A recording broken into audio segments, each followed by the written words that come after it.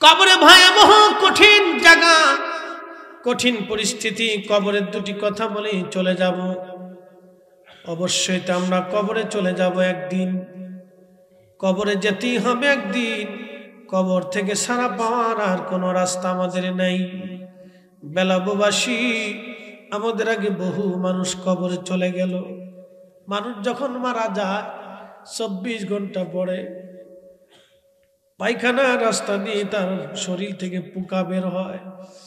মানুষ, এই দেহ নিয়ে, স্বাস্থ্য নিয়ে আমাদের কোনো অহংকার নাই রে বাবাজি। মনে রাখবেন, সারা জীবন কত খাবার আমরা খাইছি দেহ তাজা করার জন্য, কিন্তু রুহু তাজা করার জন্য আমরা জিকির করলাম না, দুরুদও পড়লাম না, নামাজও পড়লাম না, রোজাও রাখলাম না, তাহাজ্জুদও পড়লাম না, আল্লাহর ইবাদত করলাম না। আমরা রুহু তাজা করি নাই, খালি দেহ তাজা করছি, দেহ তাজা করছি, দেহ তাজা করছি। এই জন্য অলিরা দেহ মারিয়া রুহু তাজা করত, অলিরা দেহ মেরে রুহু তাজা করত। কথা ঠিক কিনা? আমরা সারা জীবন শুধু দেহ তাজা করছি, ভালো ভালো খাবার খেয়েছি, পুষ্টিকর খাবার খেয়েছি। ডাক্তার বলে পুষ্টিকর খাবার খাবেন, ফল ফ্রুট খাবেন, তাজা তাজা শাকসবজি খাবেন, ছোট ছোট মাছ খাবেন, তেলের জিনিস খাবেন না, বাচ্চা কুচ্চা খাবেন, বাচ্চা কুচ্চা খাবেন। কেন খাবেন? শরীর ভালো থাকবো, তাজা থাকবো। আমরা দেহ তাজা করছি, কিন্তু রুহু তাজা করি নাই। আমাদের দেহ দিয়ে কি আল্লাহর কোনো কাজ আছে? আমাদের রুহের সাথে আল্লাহর কথা। আমাদের কথা হচ্ছে আল্লাহর রুহের সাথে। আপনাদের সামনে কথা বলতেছে রুহ, আমি না, আমার এই বডি না, এই রুহ কথা বলতেছে, ভিতরের জন্য কথা বলতেছে, উনি বলতেছে। উনি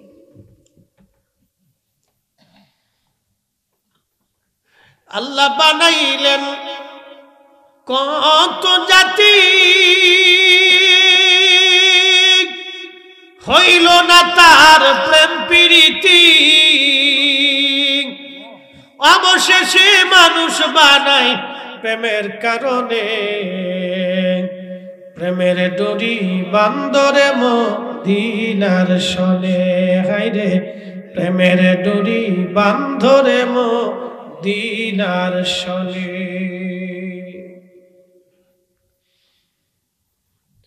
হাজরিন বেলাববাসী, কবরের দেশে বড় কঠিন জায়গা।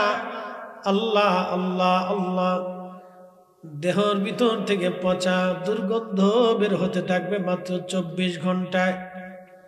ছেলে বলেন, মেয়ে বলেন, আত্মীয় স্বজন বলেন, কেউ আপন হবে না সেই দিন। সবাই শুধু বলবে তাড়াতাড়ি কবরে পাঠাও, তাড়াতাড়ি কবরে পাঠাও। আপনাকে যে চাদর দিয়ে, বিছানার চাদর দিয়ে ঢেকে রাখা হবে, আপনার সন্তানরা ওই বিছানার চাদর আর কোনোদিন বিছানায় পাতবে না, ভয় পাবে। বাবার মৃতদেহ এই চাদরের মধ্যে ছিল, এটাও বিছানায় লাগানো যাবে না, এটা ঘরের এক কোণার ভিতরে রেখে দিবে, না হয় ফেলে দিবে। বাস্তবতা থেকে বুঝে যান, চির সত্য থেকে বলতেছি। আপনার এই গায়ের চাদরটা দিয়ে আপনাকে ঢেকে রাখবে, চাদরটা ছেলেরা হয় ফেলে দিবে, আর না হয় ধুয়ে আলমারির এক কোনায় ফেলে রাখবে। ওটা বিছনায় বিছাবে না, কোনো ছেলেও গায়ে দেবে না। ভয় পাবে যে বাবার মৃত দেহের সাথে চাদরটা লেগেছিল। কি চরম সত্য এটা! আপনার কেউ আপন না, আপন যিনি হবে তিনি আল্লাহ এবং তার নবী। গোলামি করলে আল্লাহ তার রাসূলেরটাই করে যেতে হবে। খুশি করলে পৃথিবীর সবকে বেজার করে ওনাদেরকে খুশি করতে হবে। সন্তান বেজার হয়ে যাক, আল্লাহকে খুশি করতে হবে। স্ত্রী বেজার হয়ে যাক, আমার রাসূলকে খুশি করতে হবে। কথা বলেন ঠিক না? এর চাইতে চরম বাস্তবতা আর পৃথিবীতে কিছু নেই। সবাইকে বেজার করেন, আল্লাহ তার রাসূলকে খুশি করেন। পৃথিবীর সবাই বেজার হয়ে যাক, কিচ্ছু আসে যায় না। বেলাববাসী, কবরে নামানোর পরে সেই দিন বড় একা আপনি। প্রিয় নবীজি কবরে নামানোর আগে সাহাবীদের ব্যাপারে নবীজি বলতেন, দেখো সে কোনো ঋণ আছে কিনা, যদি দুনিয়াতে ঋণ থাকে কি পরিমাণ আছে। হুজুর ইয়া রাসূলুল্লাহ, এই পরিমাণ ঋণ আছে। কে কে ঋণ পায়? অমুক অমুক পায়, ডাকো তাদেরকে। নবী বলতেন তোমরা কি ক্ষমা করছো? কেউ করতো, কেউ করতো না। ধনী ধনী সাহাবীদেরকে ডেকে বলতেন, সাহাবীরা তোমরা কিছু কিছু দিয়ে তোমার ভাইয়ের ঋণ পরিশোধ করে তারপরে কবরে পাঠাও। যারা দোকানে বাকি খান, অন্যের টাকা মেরে খান, ঘুষের কারবারি করিয়া গরিব মানুষের চোখের পানি ঝরান, বিচার করতে যে চোখ টিভি দিয়ে টাকা নিয়ে অন্যের পক্ষে রায় দিয়ে দেন, তারা ভালো করে শুনে যান, কবর বড় কঠিন জায়গা, এখানে কারো খাতির হবে না বাবা, কারো খাতির হবে না। নবী বলতেন উম্মত রে তার ঋণ মওকুফ করে কবরে পাঠাও, কারণ আল্লাহর তার সাথে আল্লাহর যে লেনদেন আছে, আল্লাহ ইচ্ছা করলে ক্ষমা করবে, কিন্তু বান্দার লেনদেন আল্লাহ মাফ করবে না। এই জন্য আমাদের দেশে যারা অর্থ চুরি করে, গরিবের ঠক নষ্ট করে, যারা কোটি কোটি টাকার মালিক হয়ে আজকে ওই বেগম পাড়ায়, ওই সুইজারল্যান্ডের সুইস ব্যাংকে, বিদেশের বিভিন্ন জায়গায় টাকা পাচার করে দিয়ে ভাবতেছে আমরা বুঝি অনেক বড় সুখে থাকবো, না, কবর আগামী দিন অপেক্ষা করতেছে। বাংলার আদালত থেকে পৃথিবীর অন্য সব আদালত থেকে নিষ্কৃতি পাবেন, কিন্তু কবরের আদালত থেকে নিষ্কৃত পাওয়ার কোন সুযোগ নাই। কথা বলে ঠিক কিনা? কোন রাস্তা নেই, কোন রাস্তা নেই, কোন রাস্তা নেই, রাস্তা বন্ধ। আল্লাহর নবী বলতেন সাহাবীরা ঋণ মওকুফ করে কবরে নামাও। আমার কোন সাহাবীকে ঋণ দিয়ে কবরে নামায়ও না, আমার কোন উম্মতরে ঋণ দিয়ে কবরে নামায়ও না। ঋণ মওকুফ করে কবরে নামাও, ঋণ মওকুফ করে কবরে নামাও। কবরে নামানো হলো 17 দিনের মাথায় পেট ফেটে সমস্ত শরীর থেকে গোশতগুলি বিচ্ছিন্ন হয়ে যাবে হাড় থেকে।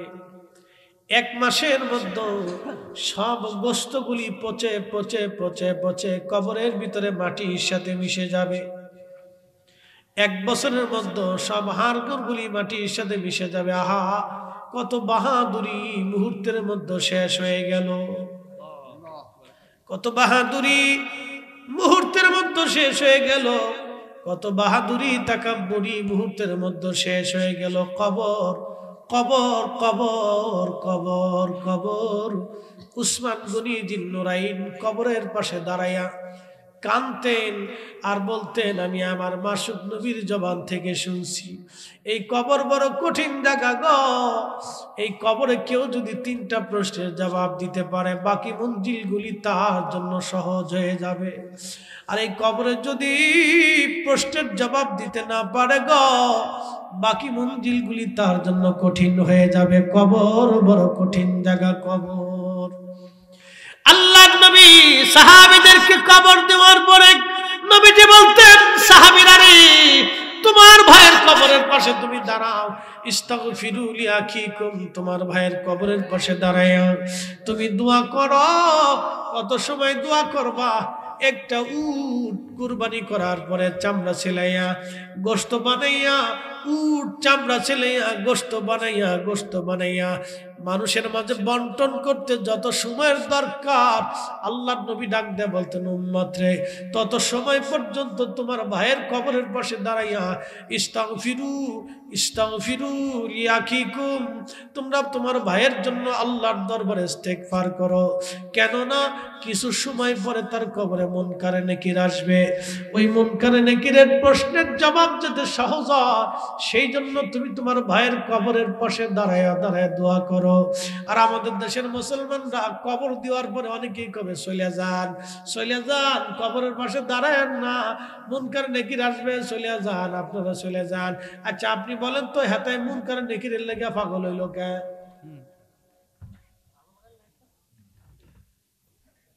মুনকার নেকিরের লেগে হেতা পাগল হয়েছে কে? আল্লাহ নবী বললেন, তোমার ভাইয়ের কবরের পাশে দাঁড়াও, মুনকার নেকির আসবে, প্রশ্ন করবে, যাতে সওয়াল জবাব সহজ হয়ে যায়, সেই জন্য দোয়া করো, ইস্তিগফার করতে থাকো। একসাথে বলা যাবে না আল্লাহু আকবার। জিন্দেগি তোর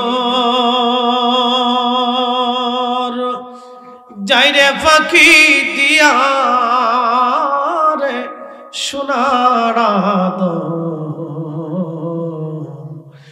জিন্দেগি তোর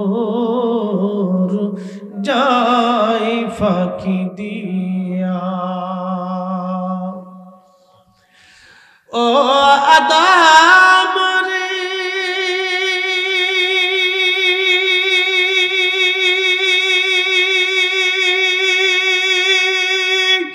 পাক ধরিয়া গেছে দাড়ি দন্ত বাসে গোটা চারি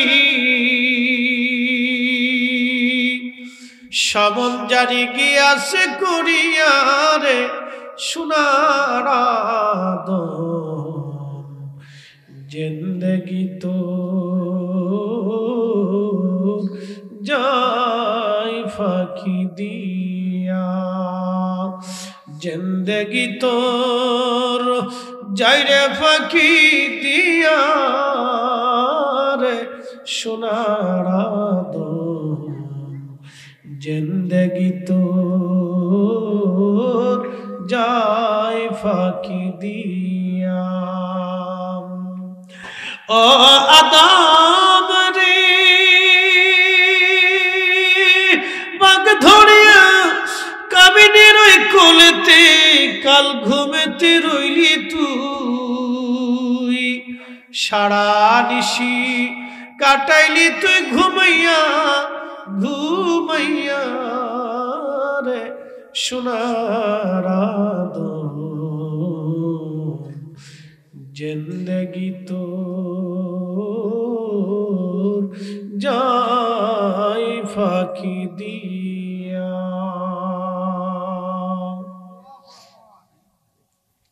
সময় একেবারে শেষ আর লম্বা কথা বাড়াবো না কবর বড় কঠিন একদিন কবর থেকে আল্লাহ উঠাবে ওয়া ইদাল কুবুরু বুসিরাত কবরগুলি যখন উদ্দোলিত হবে কবর থেকে মানুষ উঠে হাসরের ময়দানের দিকে ধাবিত হতে থাকবে দৌড়াইতে থাকবে হাসরের মাঠের দিকে মানুষ দৌড়াইতে থাকবে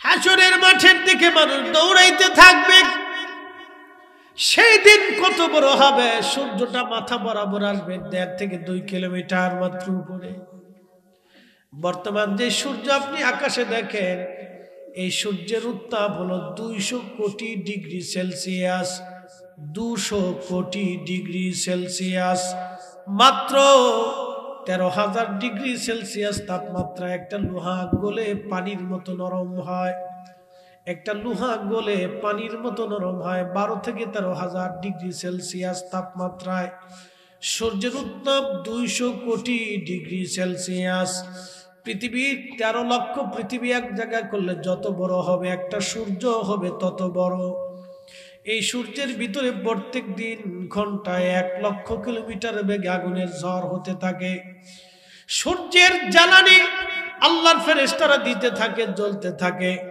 কোটি কোটি বছর ধরে সূর্যটাকে আল্লাহ জ্বালায় রাখলেন পৃথিবীতে আলো দেওয়ার জন্য যদি একটা 6 মাসের জন্য পৃথিবীতে আলো আল্লাহ বন্ধ করে দেন পৃথিবীর এমন কোন শক্তি নাই সূর্যটাকে আবার উঠায় দিবে আমার মালিক আমার রব ওই সূর্যটাকে উঠায় দেন আবার ডুবায় দেন আমাদেরকে আলো দেন আবার অন্ধকার দেন রাত দিয়ে পৃথিবীটাকে নিরিবিলি বানাইয়া আল্লাহ আপনার একটা ঘুম পাড়ান এই সারা রাতের ঘুমের মাধ্যমে আপনার ক্লান্তি দূর হয়ে আবার সকালবেলা থেকে কাজের অনুপ্রেরণা আল্লাহ যোগায় দেন আপনি যদি না ঘুমাইতেন আল্লাহ আপনার অসুস্থ হয়ে পড়তেন আপনি ব্রেন অসুস্থ হতো শরীরের অসুস্থতা বাড়তো আল্লাহ আপনার ঘুম পাড়াইয়া দেন ঘুম নামক নিয়ামত আল্লাহ দিয়েছেন এই সূর্যটাকে ডুবাই দিয়ে আল্লাহ আপনার ঘুমের জগতে নিয়ে গেলেন আরাম দিয়ে দিলেন ও বেলাবর মুসলমান খুব মনোযোগ দিয়ে কথাগুলি শুনবেন এই সূর্যটা 200 কোটি ডিগ্রি সেলসিয়াস তাপমাত্রা আর শামসু ওয়াল কমারু বিহুসবান আল্লাহ বলেন এই সূর্য এবং চাঁদ আমি আল্লাহর নির্দিষ্ট কক্ষপথে চলতে থাকে চাঁদ সূর্যের কক্ষপথে যায় না সূর্য চাঁদের কক্ষপথে আসে না যার যার ঠিকানায় যার যার পথে নির্দিষ্ট স্থানে সেই চলতে থাকে আস্তে হয়ে গেল না জোরে বলবেন যার যার পথে সেই চলতে থাকে কেউ কারো পথে যায় না সূর্য আল্লাহর আইন মেনে চলে। আল্লাহ যতটুকুন আলো দিতে বলে আলো ততটুকুনি হয়। সূর্য যখন বেশি পরিমাণে উত্তপ্ত হয়, আমার আল্লাহ পাকের রহমতের ফেরেশতারা সূর্যের উপরে বরফ নিক্ষেপ করে করে সূর্যটাকে আমার আল্লাহ ঠান্ডা ঠান্ডা বানায় দেয়। একবার জোরে বলা যাবে কি আল্লাহু আকবার। মুসলমান, খুব মনোযোগ দিয়ে কথাগুলি শুনবেন বাবাজি। এই সূর্যটা হাসরের ময়দানে মাথার উপরে থাকবে, মানুষের শরীর পুড়ে যাবে না, ঝলসে যাবে না, ধ্বংস হয়ে যাবে না। আল্লাহ হাসরের ময়দানে মানুষের শরীরের চামড়া ওইভাবেই বানাবে, কিন্তু প্রচন্ড উত্তাপে গরমে একবারে কারো বুক পর্যন্ত, কারো থুতনি পর্যন্ত একবারে ঘামে ডুবে যাবে। এত পরিমাণে উত্তপ্ত গরম, মানুষের তৃষ্ণায় জিহ্বা বের হয়ে কুকুরের জিহ্বার মতো ঝুলতে থাকবে। হাউজে কাউসারের পানি ছাড়া আর কোনো পানি সেই দিন থাকবে না। ইন্না আ'তাইনাকাল কাউসার, নবী গো, আমি আল্লাহ আপনাকে হাউজে কাউসারের মালিকানা বানাই দিলাম। উম্মতকে জানায় দেন, ফাসাল্লি রাব্বিকা ওয়ানহার। হাউজে কাউসার যদি পাইতে হয় উম্মতকে বলেন নামাজে দাঁড়াইতে হবে, উম্মতকে বলেন রাহিলিল্লাহ, আল্লাহর জন্য কুরবানি করতে হবে। একবার জোরে বলা যাবে কি ইয়া রাসূলুল্লাহ? বুঝতে কি অসুবিধা হয়? কি পড়া লাগবে? নামাজ। জোরে বলেন কি পড়া লাগবে? ওই দিন হাউজে কাউসারের পানি পাইতে হলে কি করতে হবে?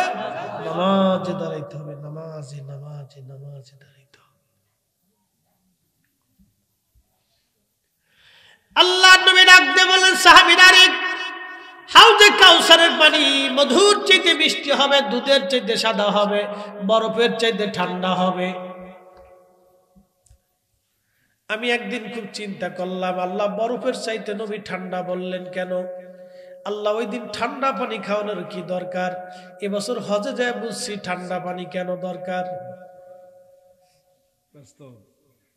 হজে যায় বুঝছি, বলে কারণ কি?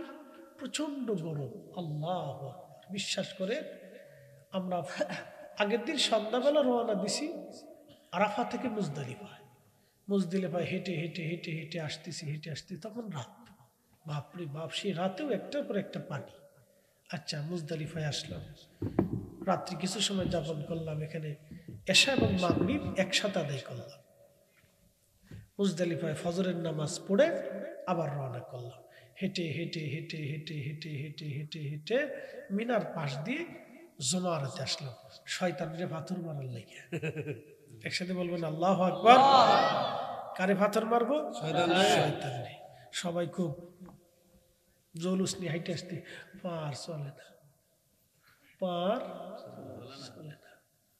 একটার পর একটা পানি, একটার পর একটা পানি।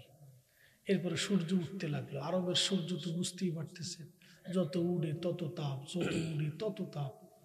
শয়তানের পাথর টাথর মাইরে যখন আসলাম, তখন তার কোনো গাড়ি নেই, হাইটে আসতে হবে হেরেমে। আবার হাঁটা শুরু করলাম, বাপরে বাপ, যত উড়ে তত তাপ, যত উড়ে তত তাপ। হাঁটতে হাঁটতে হাঁটতে হাঁটতে হাঁটতে হাঁটতে হেরেমে আসলাম, একটার পর একটা পানি, একটার পর একটা পানি। তখন বুঝছি যে ঠান্ডা পানি কেন দরকার। আল্লাহ কেন হাউজে কাউসারের পানিটাকে ঠান্ডার কথা বলেন নবীজি, যে বরফের চাইতে বেশি ঠান্ডা হবে সেই পানি। কেন? হাসরের ময়দানে মানুষের কলিজা শুকিয়ে যাবে, তখন এই বরফের মতো ঠান্ডা পানি খাওয়ার সাথে নবী বলেন আমি এক পেয়ালা হাউজে কাউসারের পানি পান করাই দিব, জান্নাতে যাওয়ার আগ পর্যন্ত পানি তৃষ্ণাই আসবে না।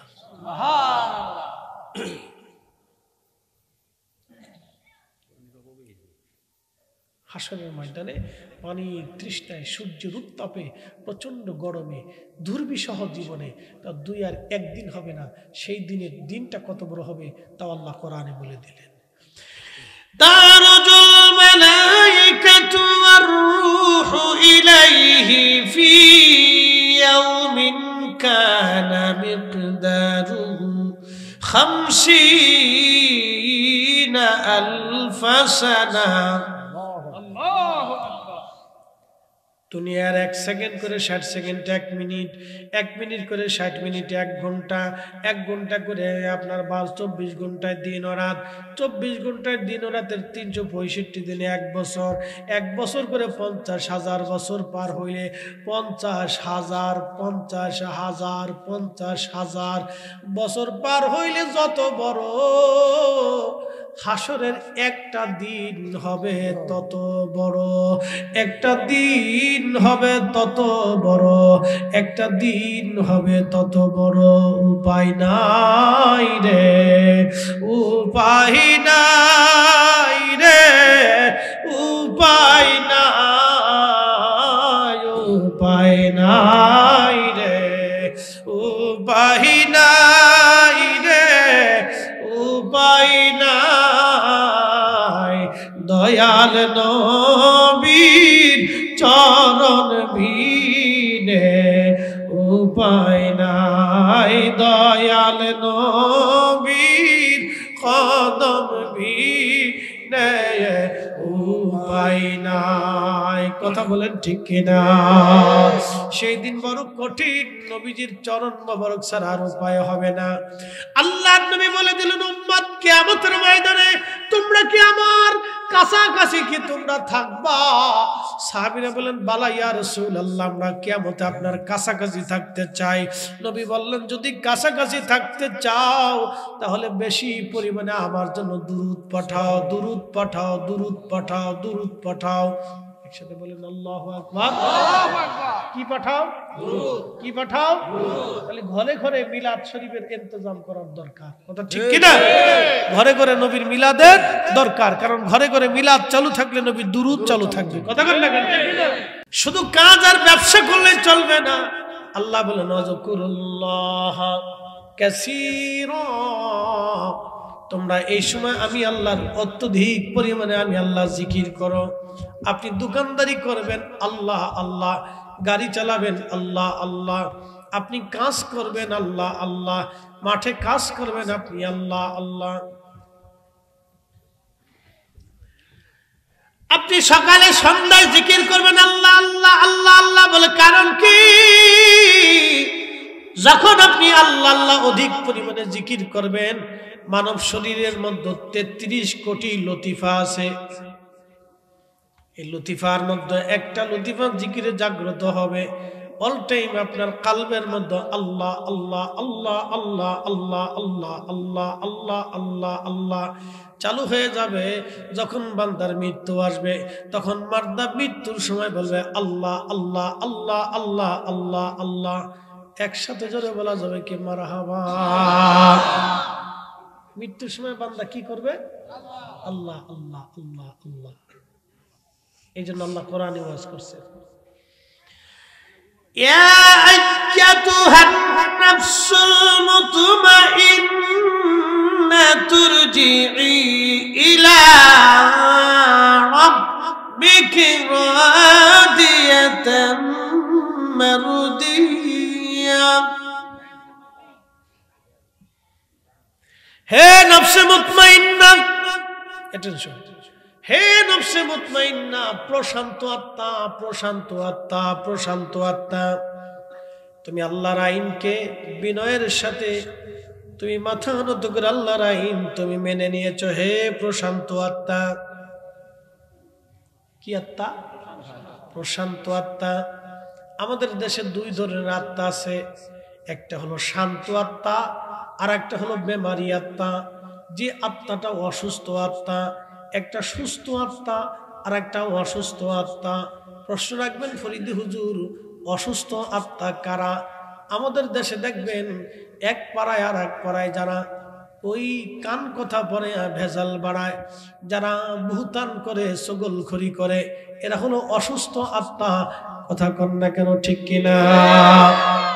দেখবেন আমাদের দেশের কিছু পান খাওয়া বেডি আছে, শুধু পান খায় আর গ্রাম ভরে এই পাড়া ওই পাড়া, এই পাড়া সেই পাড়া ঘুরিয়ে ঘুরিয়ে বেড়ায়।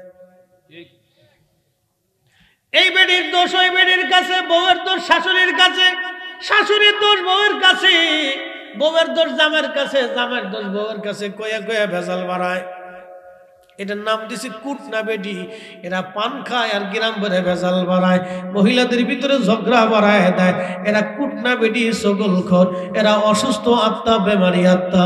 কথা বলেন ঠিক? তাহলে আত্মা কয় প্রকারের? একটা সুস্থ, একটা অসুস্থ। এই জন্য আপনি হিসাব করে দেবেন কত মানুষ অসুস্থ আছে। অনেক মানুষ দেখবেন অসুস্থ, অসুস্থ আত্মা, এরা অসুস্থ। এই জন্য আল্লাহ রাসূল বলছেন তোমরা হিংসা করবা না, অহংকার করবা না। যাদের হিংসা আছে, অহংকার আছে, তারা অসুস্থ, বেমারি আত্মা। যারা বলেন কি আত্মা? বেমারি আত্মা, অসুস্থ। হিংসা যারা করবে, অহংকার যারা করবে, এটা বেমারি আত্মা। নরসিংদীবাসী, রায়পুরবাসী, রায়পুর না বেলাবো, ও সরি, রায়পুর কি এখনো আছে? আগে ছিল রায়পুর না? রায়পুরটা কত বড় রে, একটা জেলার সমান দেখতেছি। 28টি ইউনিয়ন, আর কয়টা দিল্লি কাজ হয়েছিল, তো জেলা বেলাবোবাসী। খুব মনোযোগ দেন, সুস্থ অসুস্থ আমাদের বুঝতে হবে। হিংসা যারা করে, নবীজি কবরের ফাঁস দিয়ে যাচ্ছে, তো এমন সময় আল্লাহ রসুল দাঁড়িয়ে গেলেন। নবী যা দেখে আমরা তা দেখি না, তো রসুল দেখতেছে কবরের ভিতরে কঠিন আযাব হচ্ছে। তো পার্শ্ববর্তী একটা খেজুরের গাছ, প্রিয় নবী বললেন খেজুরের গাছ ভেঙে, ডাল ভেঙে নিয়ে আসো। সাহাবীরা একটা ডাল ভেঙে নিয়ে আসলেন। আল্লাহ রসুল খেজুরের ডালটাকে মাঝখান থেকে কেটে ভেঙে 2টা টুকরা করলেন, 2টা কবরের মধ্যে গেড়ে দিলেন। সাহাবীরা বললেন হুজুর 2 কবরে খেজুরের ডাল কেন গেড়ে দিলেন? নবীজি বললেন সাহাবীরা রে, খেজুরের ডাল এই জন্য গাললাম, খেজুরের ডাল তাজা, কবরের মধ্যে কঠিন আযাব হয় 2 কবরে। এই খেজুরের ডাল 2টো গেড়ে দিলাম এই জন্য, খেজুরের ডাল যত সময় তাজা থাকবে তত সময় আল্লাহর জিকির করবে। খেজুরের ডালের জিকিরের কারণে আল্লাহ কবরের আযাব মাফ করে দেবে। আস্তে হয়ে গেল না, আরো জোরে বলে। খেজুরের ডালের কবরের জিকিরের কারণে যদি কবরের আযাব মাফ হয়, হালকা হয়, তাহলে আমরা মাইয়াতের জন্য ইসালে সব করলে, ফাতিহা করলে, দোয়া করাইলে, কবর জিয়ারত করলে কবরের আযাব মাফ হয়। কি কথা কন না কেন? যারা বেদাত বলে তারা অসুস্থ আত্মা। যেরকম যারা বেদাত বলে তারা কি আত্মা? অসুস্থ আত্মা, বেমারি, বেমারি, এটা রোগে ধরছে।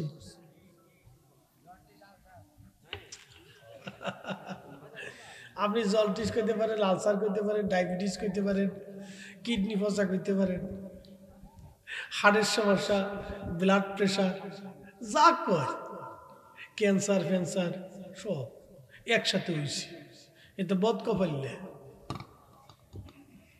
কি কথা কন না কেন? ঠিক কিনা? অসুস্থ আত্মা। কি আত্মা? অসুস্থ আত্মা। ও নিজে দোয়া নিবে না, অন্য আরেকজনের দোয়া করতে দেবে, অন্যের কবরে দোয়া পৌঁছাইতে দেবে।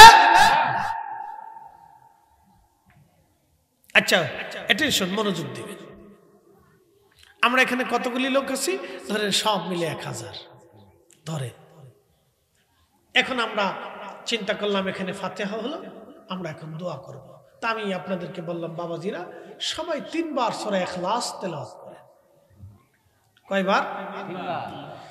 আল্লাহর নবী বললেন আমার উম্মত আল ইখলাসু সুলুসুল কুরআন, সূরা ইখলাস হলো কোরআনের 3 ভাগ, অর্থাৎ আল ইখলাসু সুলুসুল কুরআন, সূরা ইখলাস হলো 3 ভাগের 1 ভাগ, অর্থাৎ 30 পারা কোরআনের 10 পারা। সূরা ইখলাস যদি একবার কেউ তেলাওয়াত করে আল্লাহ তার আমলনামায় 10 পারা কোরআনের নেকি লিখে দেয়। সূরার নাম কি?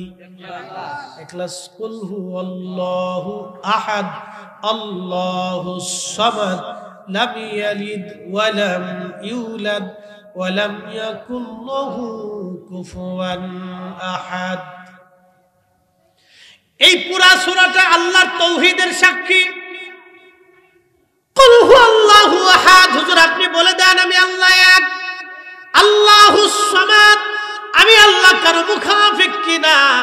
লাম ইয়ালিদ ওয়া লাম ইউলাদ, আমি জন্ম নেই না জন্ম দেই না, ওয়া লাম ইয়াকুল্লাহু কুফুয়ান আহাদ, আপনি বলে দেন আমি আল্লাহ এক, আমি আল্লাহর কোনো শরীক নাই। একবার জোরে বলবেন কি মারহাবা। আমাদের দেশে সনাতন ধর্মে যারা আছে, হিন্দু সম্প্রদায়, তাদের বিশ্বাস হলো বিদ্যার দেবতা আছে, সেই জন্য তারা সরস্বতীর পূজা করে। তারা চিন্তা করে লক্ষ্মীর দেবতা আছে, এই জন্য তারা লক্ষ্মী পূজা করে। তারা চিন্তা করে ওই যে আপনার কি বলে আপনার দুর্গার পূজা করে, তারপরে তারা কালীর পূজা করে, এরপরে গণেশের পূজা করে, এরপরে আপনার ওই লিঙ্গ পূজা করে, শিবের পূজা করে, তারপরে আপনার আরো কত কিছু আছে আমি জানি না। এই অনেক কিছুর পূজা তারা করে। তারা চিন্তা করে এটা আমার ভগবান, এটা আমার ভগবান, এটা আমার দেবতা, এটা আমার দেবতা। তাদের মধ্যে বৃষ্টির দেবতা আছে, পানির দেবতা আছে, আকাশের দেবতা আছে, সূর্যের দেবতা আছে, অন্ধকারের দেবতা আছে, মাছের দেবতা আছে, গাছের দেবতা আছে, ফলের দেবতা আছে, রিজিকের দেবতা আছে, পয়সা কড়ির দেবতা আছে। এইভাবে গুনতে গুনতে 33 কোটি, কত কোটি? তাদের বিশ্বাসে কত কোটি হয়েছে? 33 কোটি। সারা পৃথিবীতে হিন্দু আছে কত কোটি?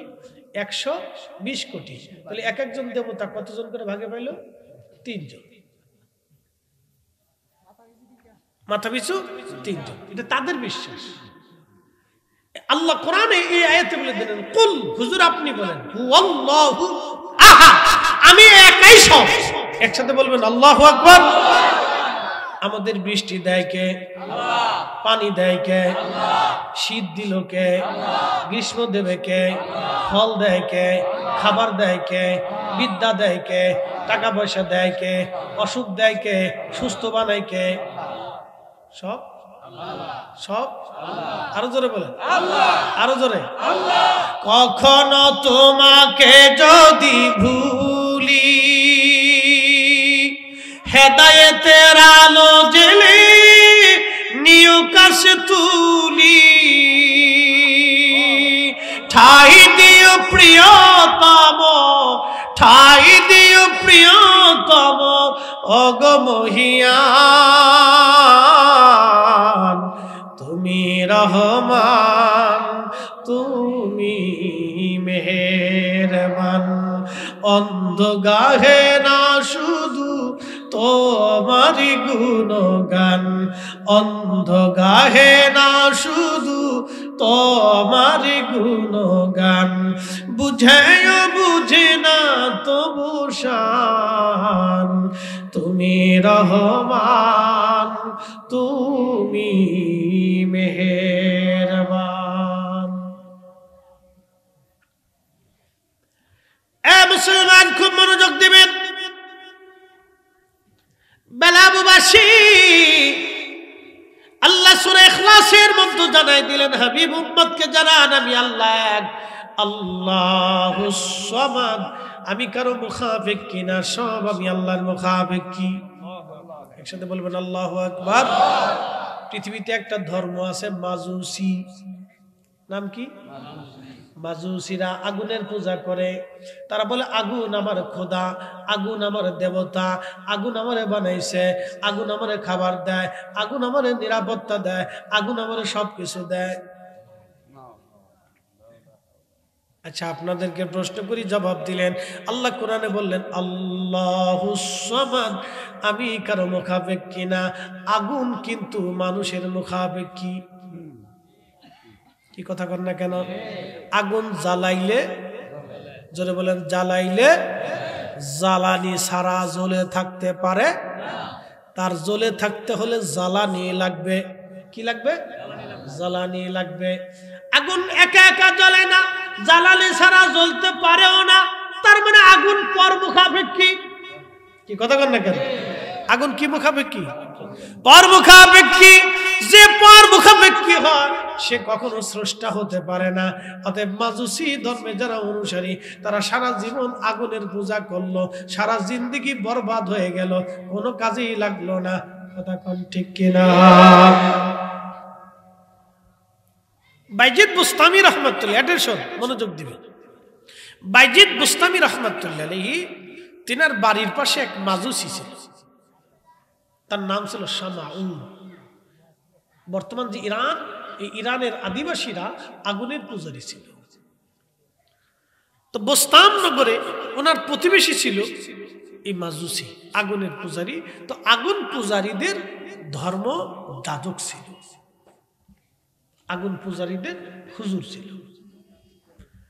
তো সারা জীবন সে আগুন পূজা করছে। তার আগুনের যে মন্দির ছিল একটা দিনের জন্য কখনো নিভাইত না, ওটা জ্বলতে থাকতো,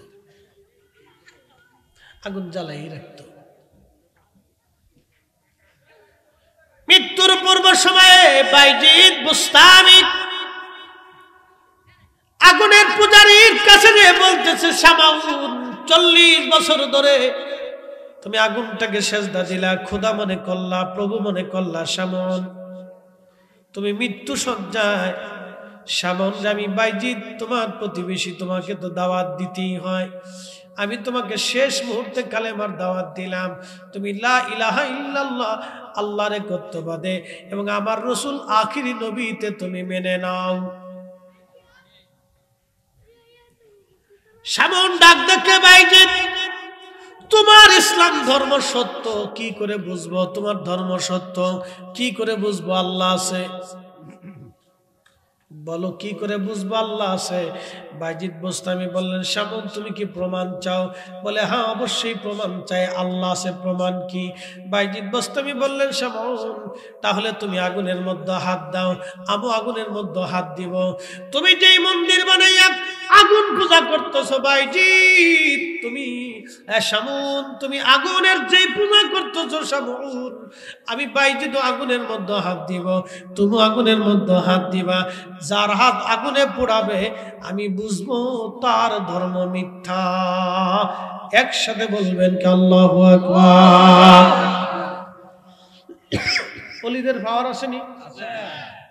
বুঝে যান তারা কিভাবে ইসলাম এদেশে আনছে।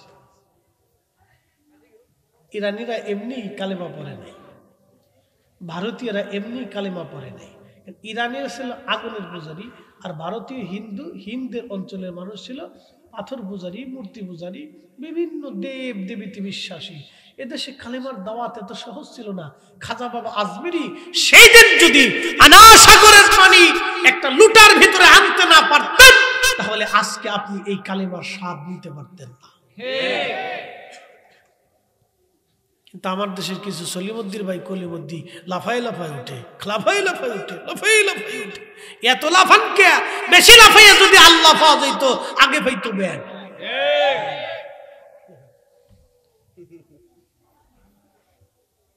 কি কথা কর না কে? যেটা গান বানাইছে এটা ভালোই লাগছে। তোরা লাফাস কেন রে, এত লাফাস কেন? লাফাই যদি খুদা পাওয়া যাইতো আগে পাইতো ব্যান, তোরা এত লাফাস কেন? কি কথা কর না? সেই দিন যদি খাজা বাবা আজমির থেকে ধুলি নিক্ষেপ করে যদি পানিপথের প্রান্তরে না মারতেন, তাহলে কালেমার স্বাদ পেতেন। সেদিন যদি শাহজালাল ইয়ামানি জায়নামাজ বিছিয়ে সুরমা নদী পার না হতে পারতেন, তাহলে কালেমার স্বাদ আজকে পেতেন না।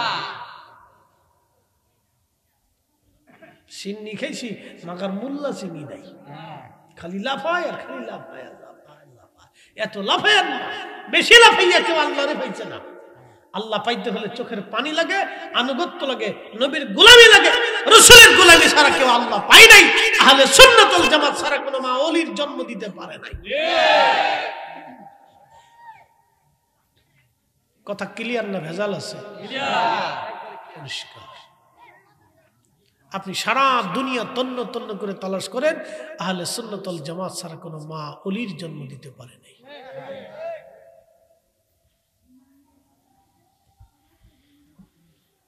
প্রিয় মুসলমান খুব মনোযোগ দিবেন। হাজিরিন, হযরত বাইজিদ বুস্তামি রাহমাতুল্লাহ আলাইহি উনি শামউনকে ডাক দেয়া বলেন, শামউন রে আগুনের মধ্যে হাত দিয়ে দাও। শামউন চিন্তা করে, আমি যদি আগুনে হাত দেই তাহলে আগুন তো আমার আর খাতির করবে না। কথা তো সত্য, হেতারে তো আগুন খাতির। সামন চিন্তা করে আমি আগে হাত দেব না, বাইজিৎ আগে দিক। বাইজিৎ আগে দিলে তো বাইজিদের হাত অবশ্যই পুড়ে যাবে, আর আমি তখনই বলবো বাইজিৎ তোমার ধর্ম মিথ্যা। বাইজিৎ তুমি আগে হাত দাও, প্রমাণ হয়ে যাক তোমার ধর্ম সত্য না আমারটা ধর্ম সত্য, তুমি আগে হাত দাও, যেহেতু তুমি চ্যালেঞ্জ করছো। আল্লাহর ওলি বাইজিদ বুস্তামি হাত আগুনের মধ্যে বিসমিল্লাহ বলে ঢুকাই দিলেন। আগুন জ্বলে কিন্তু বাইজিদ জ্বলে না। জোরে জোরে জোরে জোরে জোরে জোরে। ওলি আল্লাহর বাংলাদেশ, শহীদ গাজীর বাংলাদেশ, রহম করো আল্লাহ, রহম করো আল্লাহ। বলবেন হুজুর এই জমানার ওলিদের এত কারামত, তাহলে সাহাবীদের জমানায় কেন কারামত ছিল না? বলে দিয়ে যায় আজ আপনাদেরকে, সাহাবীদের জমানায় যদি কারামত হতো, সাহাবীদের এত কারামত হলে নবীর মুজিজার কারামতের মধ্যে দ্বন্দ্ব লেগে যাইতো। কারণ যখন নবী মুজিজা দেখায় তখন সাহাবীদের কারামতের দরকার নাই। যেখানে হাজার কোটি বিলিয়ন ট্রিলিয়ন নগণিত পাল্পের বাবার বাল্ব যেখানে জ্বলতেছে সেখানে 25 পাওয়ারের কোনো ভ্যালু নাই। যেখানে রাসূল সেখানে সাহাবীদের কারামতের দরকার কি কথা কন না? আর আপনারা যুক্তি দিবে যে সাহাবীদের কারামত নাই কেন, বলে না কে এত খাজা বাবার কারামত পায়, শাহজালালের কারামত পায়, সাহাবীদের কারামত কা? আরে বেটা সাহাবীদের কারামত দিয়ে কি করবা? সাহাবীরা যার ছাত্র ছিল তিনার মুজিজার উপরে সৃষ্টিতে কারো মুজিজা নাই। সব নবীরে আল্লাহ যত মুজিজা দিয়েছে তার চাইতে 70 গুণ মুজিজা আল্লাহ আমার নবীরে দিয়েছে।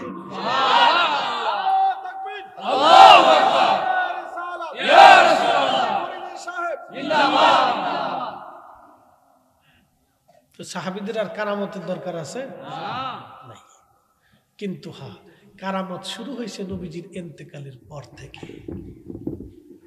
কারণ এই কারামত রাসূল কারীমের মুজিজার অংশ। কিয়ামত পর্যন্ত এই উম্মতের কারামত থাকবে, তার অর্থ হলো নবীর মুজিজা কিয়ামত পর্যন্ত চলমান থাকবে। বলতেছি খলিফা হযরত ওমর রাদিয়াল্লাহু আনহুর আগে একজন খলিফা ছিলেন আবু বকর। তিনার জমানাতে ভণ্ড নবীদের উদ্ভব হলো, খুব মারাত্মকভাবে ভণ্ড নবী, সারা অঞ্চলে ভণ্ড নবীদের উপদ্রব বেড়ে গেল। তো তিনি তোনার জমানাতে একজন অলিকে কালেমার দাওয়াত দেওয়ার জন্য পাঠিয়েছিলেন ইয়ামান দেশে। সে অলির নাম আবু মুসলিম আল খাওলামি। তিনি কিবারুত তাবিঈন। তিনি মিশর থেকে রাসূলের দরবারে আসছিলেন কালেমা পড়ার জন্য, কিন্তু এসে দেখেন নবী ইন্তেকাল করেছে। তো সাহাবী হওয়ার সুযোগ হলো না, তিনি আবু বকরের হাতে কালেমা পড়লেন। তো সিদ্দিক আকবর বললেন, যেহেতু আপনি কালেমা পড়ছেন তাহলে আপনাকে ইয়ামান দেশে পাঠাইলাম কালেমার দাওয়াত দিতে। আবু মুসলিম আল খাওলামি কালেমার দাওয়াতের জন্য ইয়ামান চলে গেলেন। সিদ্দিক আকবরের জমানা, আবু মুসলিম আল খাওলামি যখন কালেমার দাওয়াত দিতে ইয়ামান গেলেন, ভণ্ড নবীদের উপদ্রবে খলিফা আবু বকর সেনাবাহিনী পৃথিবীর বিভিন্ন জায়গায় পাঠাইলেন, কিন্তু ইয়ামান পাঠাইতে পারলেন না। অল্প সংখ্যক সাহাবী এবং সামান্য কিছু মুসলমান নিয়ে সেই সময় ছোট্ট বাহিনী ইয়ামান আক্রমণ করার সুযোগ পেল না। আবু মুসলিম আল খাওলামি একা পড়ে গেলেন। ভণ্ড নবীর লোকেরা আবু মুসলিমকে ধরে নিয়ে গেল। আবু মুসলিম, তুমি ওই ইসলাম ছেড়ে দিয়ে আমাদের নবীর দিন মেনে নাও, ভণ্ড নবীর কথা মেনে নাও। আবু মুসলিম বললেন, না, জীবন চলে গেল তোমার ভণ্ড নবীর কথা আমি মানতে পারবো না, কারণ আমার নবী শেষ নবী, আমার নবীর পরে আর কোনো নবী দুনিয়াতে হবে না, কোনো নবীর প্রয়োজন নাই। লা নাবিয়া বাদি, নবীর পরে কোনো নবী নাই। অমান দা আন-নবুওয়া ফাহুয়া কাফির, এবং যে নবুয়ত দাবি করবে বিনা সন্দেহে নিঃসন্দেহে সে কাফের, সে বেঈমান। কথা বলেন ঠিক কিনা?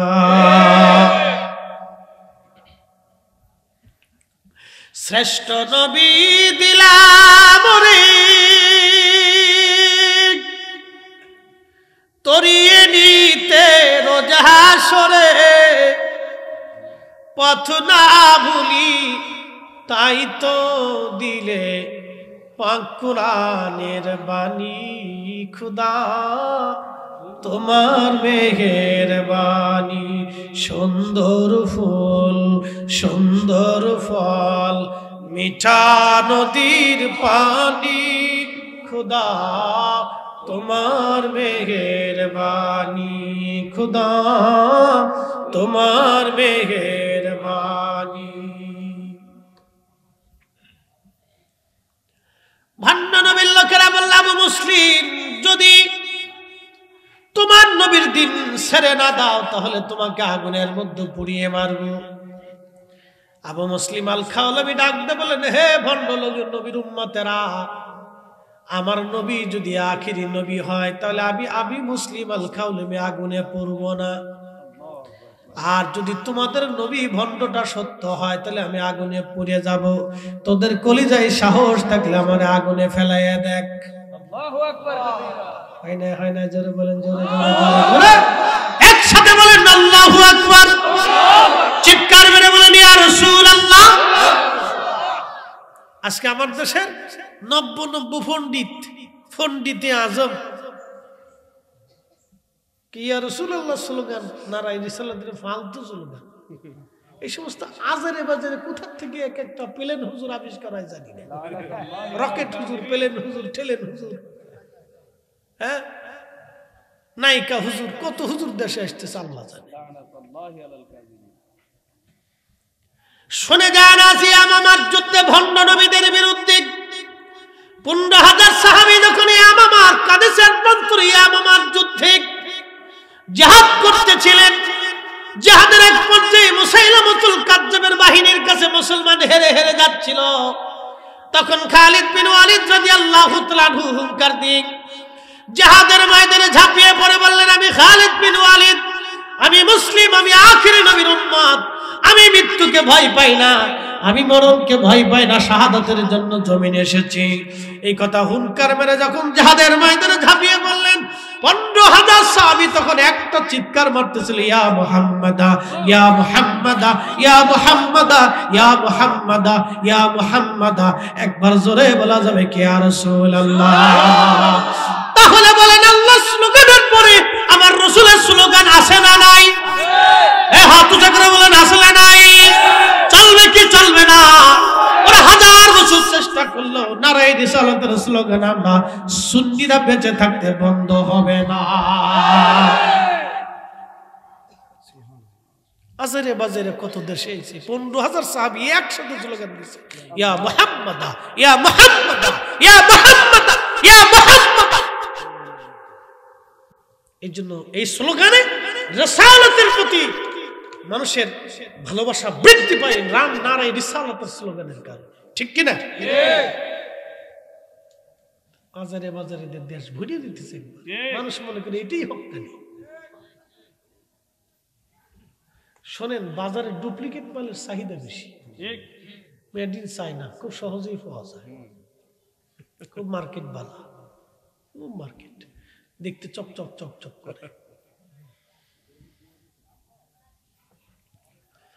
খুব মনোযোগ দিয়ে কথাগুলি শুনবেন। আজ হযরত আবু মুসলিম আল খাওলামি ইয়ামান দেশে, ঠিক তখনই ভণ্ড নবীর লোকেরা তাকে ধরে নিয়ে গেল আগুন জ্বালাইয়া। আবু মুসলিম আল খাওলামির হাত পা গুলি বেঁধে ভণ্ড নবীর উম্মতেরা আবু মুসলিম আল খাওলামিকে আগুনে ফেলে দিল। আগুন জ্বলে, আবু মুসলিম খাওলামি জ্বলে না। সুবহানাল্লাহ। আস্তে বললে বলবো কি পড়, জোরে বলেন সুবহানাল্লাহ। আল্লাহ আসেনি? আছে। কয়জন? একজন। আগুন কার অধীনে? আমরা কার অধীনে? আবু মুসলিম কার অধীনে? আবু মুসলিম কার পক্ষে চ্যালেঞ্জ দিল? নবীর পক্ষে। আখিরি নবীর পক্ষে যখন চ্যালেঞ্জ দিল, আবু মুসলিম আগুনে আবু মুসলিম আগুনে, আগুন জ্বলে, আবু মুসলিম পড়ে না। এখন প্রশ্ন করি, জবাব দিবেন, আগুন জ্বললে আগুনের ভিতরে কি অক্সিজেন থাকে? বিজ্ঞানীকে আগুনের ভিতরে অক্সিজেন থাকে না। অক্সিজেন ছাড়া মানুষ আবু মুসলিম কেমনে বাইসে রইল?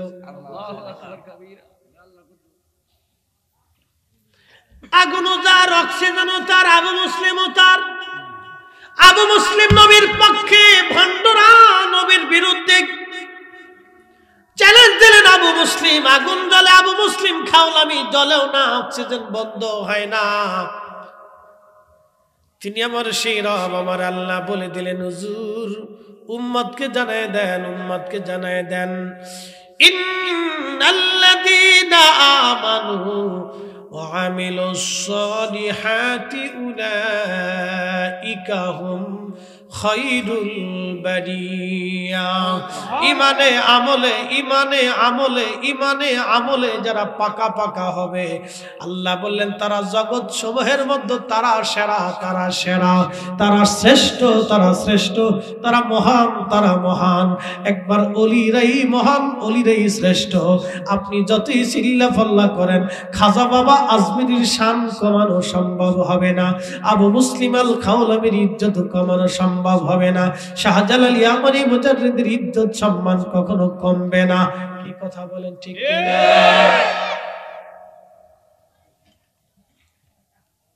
ভুলে যাবেন না, আবু মুসলিম আল খাওলামি আগুন জ্বলতেছে, ভণ্ড নবীর লোকেরা কিছু সময় দাঁড়ায় দেখলেন সর্বনাশ, এটা আগুনের ভিতরে বসে রয়েছে। দীর্ঘ সময় আগুন জ্বলল, আগুন থেকে তিনি বের হয়ে আসলেন। ভণ্ড নবী সহ লোকজন পালিয়ে চলে গেল। কিছু লোক পালাইলো, কিছু লোক বলল না, আমরা আর মিথ্যার মধ্যে থাকবো না, লা ইলাহা ইল্লাল্লাহ মুহাম্মাদুর রাসূলুল্লাহ সাল্লাল্লাহু আলাইহি ওয়াসাল্লাম। একসাথে বলবেন না, ইয়া রাসূলুল্লাহ। ধুলির ধারা বেহেশত আজ জয় করিল দিল রে লাজ, আজকে খুশির ঢল নেমেছে ধূসর সাহারায় রে সাগর আকাশ বাতাস দেখবি যদি আয় রে সাগর আকাশ বাতাস দেখবে যদি দেখাবে না মায়ের কোলে দোলে শিশু ইসলাম দোলে, কচি মুখে শাহাদাতের বাণী সে শোনায় রে সাগর আকাশ বাতাস দেখবি যদি আয় রে সাগর আকাশ বাতাস দেখবি যদি আয়। ত্রিভুবনের প্রিয় মুহাম্মদ, ত্রিভুবনের প্রিয় মুহাম্মদ এলো রে দুনিয়ায় রে সাগর আকাশ বাতাস দেখবি যদি আয় রে সাগর আকাশ বাতাস দেখবি যদি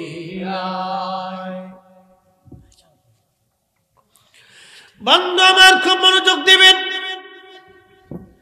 আবু মুসলিম আল খাওলামি উঠে আসলেন আগুনের ভিতর থেকে। বহু ইয়ামানবাসীর ভুল ভেঙে গেল, তারা দোহরায় কালেমা পড়ে শুধরায় নিল। সারা পৃথিবীতে সংবাদ ছড়ায় গেল, মদিনায় সংবাদ আসলো। হযরত ওমর রাদিয়াল্লাহু আনহু ইয়ামানের পথের সামনে দাঁড়ায় থাকে, কখন কোন দিন আবু মুসলিম আসবে, এই উম্মতের ইব্রাহিমকে আমি অভিবাদন জানাবো, এই উম্মতের ইব্রাহিমকে আমি সম্বোধন জানাবো, এই উম্মতের ইব্রাহিমের সাথে আমি মোলাকাত করব। সুবহানাল্লাহ। এই উম্মতের ইব্রাহিম, জোরে বলেন, এই উম্মতের ইব্রাহিম। ইব্রাহিম আলাইহিস সালামকে আগুনে ফেলাইছিল কেডা? নমরুদ। কতদিন ছিল? 40 দিন। 40 দিন আগুনে অক্সিজেন থাকে, খাবার থাকে, দিশে পাঠাইছে কে? আল্লাহ। ইরাকের বাগদাদে সে আগুনের কুণ্ডলী এখনো আছে, সেই স্থানটা এখনো আছে। ইব্রাহিম আলাইহিস সালামকে আগুনের মধ্যে ফেলানো হলো 40 দিন আগুনের ভিতরে। ইব্রাহিম আলাইহিস সালামের মা বলতেছে, ইব্রাহিম আমি তো তোর মা, পৃথিবীর সবাই ভুললে আমি তো ভুলতে পারি না, তোর আল্লাহকে বল না আগুন যেন আমার জন্য ঠান্ডা হয়ে যায়, আমি তোর কাছে আসবো বাবা। একসাথে বলবেন না মারহাবা? মা মা যেন বলেন কি মা। সবাই ভুললে উনি ভুলে না। ছেলে ইয়াং, বিয়ে হয়েছে, প্যারালাইসিস রোগ হলো, স্ত্রী চলে যাবে। স্ত্রী কি হবে? চলে যাবে। কেন চলবে? পিছনে কারণ আছে। এটা খারাপ দৃষ্টিকোণ না, অ্যাটেনশন, এটা আমি খারাপ দেখি না।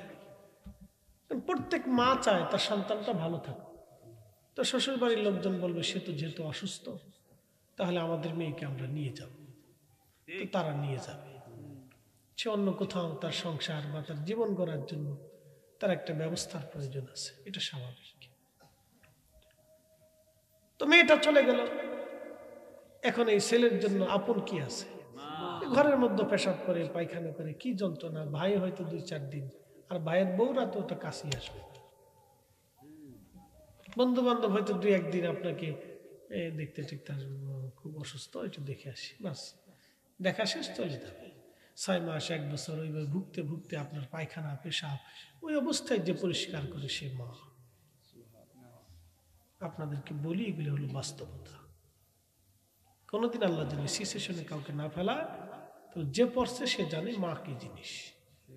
এই জন্য সাবধান, কখনো আনিস করলি ওয়ালি ওয়ালি দায়ী। আল্লাহ কোরআনে বলছেন, বান্দারে তুমি আমার শুকর করো, সাথে সাথে তুমি তোমার পিতামাতার প্রতি কৃতজ্ঞ হও, তাকে সম্মান করো, সর্বোচ্চ সম্মান করো। তুমি তাকে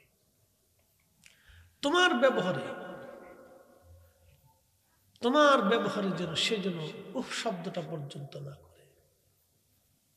অখফিস লাহুমা দানাহা দুল্লি মিনার রাহমা, তুমি তার সমস্ত দয়াকে তুমি তার জন্য ঢেলে দাও, তোমার ভালোবাসাটাকে তার জন্য পরিপূর্ণ করে দাও। আল্লাহ কোরআনে আমাদেরকে পাঠ পাঠ করে শিক্ষা দিছে। এই জন্য এটা হলো বাস্তবতা। কখনো এই ভুলটা যেন কারো জীবনে না আসে। 3টে জিনিস পাবে। মার খেদমত যদি করতে পারেন, 1 নম্বর হায়াত, 2 নম্বর দৌলত, 3 নম্বর ইজ্জত। হায়াত, দৌলত, ইজ্জত। হায়াত, দৌলত, ইজ্জত দুনিয়াতে পাবেন যদি খেদমত করতে পারে। আর উনি যদি আসমানে হাত বাড়ায় তো কবুল হয়ে যাবে। একসাথে বলবেন আল্লাহু আকবার। উনি হাত বাড়ালে কি হবে? আসমানে কবুল হয়ে যাবে, মনে রাখবেন। হযরত ইব্রাহিমের মা বলে, ইব্রাহিম আমি তোমার কাছে আসতে চাই, তোমার রবকে বলো তোমার জন্য আগুন যেমন ঠান্ডা হয়েছে আমার জন্য আগুন যেন ঠান্ডা হয়। ইমাম ইবনে কাসির আল বেদায়ের মধ্যে লেখেন, আল্লাহ কি ইব্রাহিম ডাক দিয়ে বলেন, রাব্বি আমার মা আসতে চায়। আল্লাহ অনুমতি দিলেন।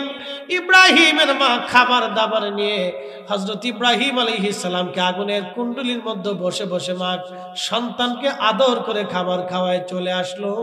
একবার জোরে জোরে বলা যাবে কে মারহাবা। কখনো তোমাকে যদি ভুলি, হেদায়েতের আলো জেলে নিউ কাছে তুলি, ঠাই দিও প্রিয়তম, ঠাই দিও প্রিয়তম, ওগো মহিয়ান তুমি রহমান, তুমি মেহেরবান।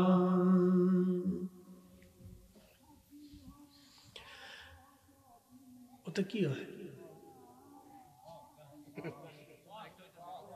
মাহফিল হতেছে? আচ্ছা আচ্ছা। এ কত দূর এখান থেকে? ঠিক আছে, আচ্ছা যাক, কাছাকাছি তো। আমাকে মাইকের আওয়াজ কি হেতে যায়নি? বাপরে বাপ, আরো সাইড দিয়ে লাগানোর দরকার ছিল, যে ঘুরাই দিয়ে হেরা সাইড দিয়ে দিত, আমরা সাইড দিয়ে দিতাম, তো তো ওয়াজ হয়ে যেত ফাটাফাটি। আমরা ওয়াজ হেরা শুনতে, হের ওয়াজ আমরা শুনতাম।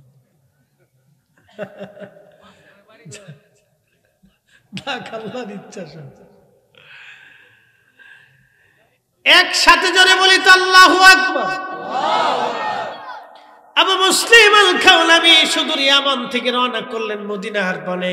হযরত ওমর দাঁড়ায় থাকে, কখন আসবে আসবে আসবে, অপেক্ষা করতে করতে করতে করতে একদিন দেখে আবু মুসলিম আল খাওলামি আসে, হযরত ওমর দাঁড়ানো। আহলান সালাম দেওয়ার জন্য হযরত ওমর কাছে আসার পরে বুকের মধ্যে জড়িয়ে ধরে আদর করলেন, চুমা খাইলেন আর বললেন, আবু মুসলিম, তুমি এই উম্মতের ইব্রাহিম। ইব্রাহিম একবার জোরে বলা যাবে কি মারহাবা? বলেন আল্লাহ আছে না নাই? আমাদের নবী হক না বেহক? একবারে বাস্তব তাজা ঘটনা, তাজা, লক্ষ লক্ষ মানুষ এই ঘটনার সাক্ষী। তাজা ঘটনা, একবারে তাজা ঘটনা সাহাবীদের জমানায়। কে বলছে সাহাবীদের জমানায় কারামত ছিল না? বেটা কিতাবই তো বলে। কি কথা কর না কেন? মুসলমান, শামুন বাইজিদ বুস্তামি আগুনের মধ্যে হাত দিয়ে বসা, আগুন জ্বলে, বাইজিদ বুস্তামি জ্বলে না। দীর্ঘ সময় পরে অলিকুল শিরোমণি বাইজিদ বুস্তামি রাহিমাহুল্লাহ হাত বের করে নিয়ে আসলেন। শামুন, দেখো তুমি এবার আগুনের মধ্যে হাত দাও। শামুন বললেন, বাইজিদ, এত বছর ধরে আগুনের সামনে সেজদায় পড়ে থাকি, একটা বারের জন্য আগুন আমাকে খাতির করবে না? তুমি এমন কি করলা বাইজিদ, আগুন তোমারে পোড়ানোর সাহস করলো না? বাইজিদ ডাক ডাকা, শামুন, তুমি আগুনের সেজদা দিছ, আর আমি আমার মা আগুনের মালিক রে সেজদা দিয়ে খুশি করছি। তুমি যদি আগুনকে খুশি রাজি করতে চাও, বাধ্য করতে চাও শামুন, তাহলে আগুনের পূজারি না হইয়া আমার মালিক আমার আল্লাহকে মেনে সেজদা দাও। জায়গা মতো মানলে কাজ হবে, আজারে বাজারে মাইনে কোনো লাভ হবে না। এই জন্য আমরা সুন্নিরাও জানি, নবী মানলে আল্লাহ মানা হয়। কথা কথা কেন? নবী মানলে আল্লাহ।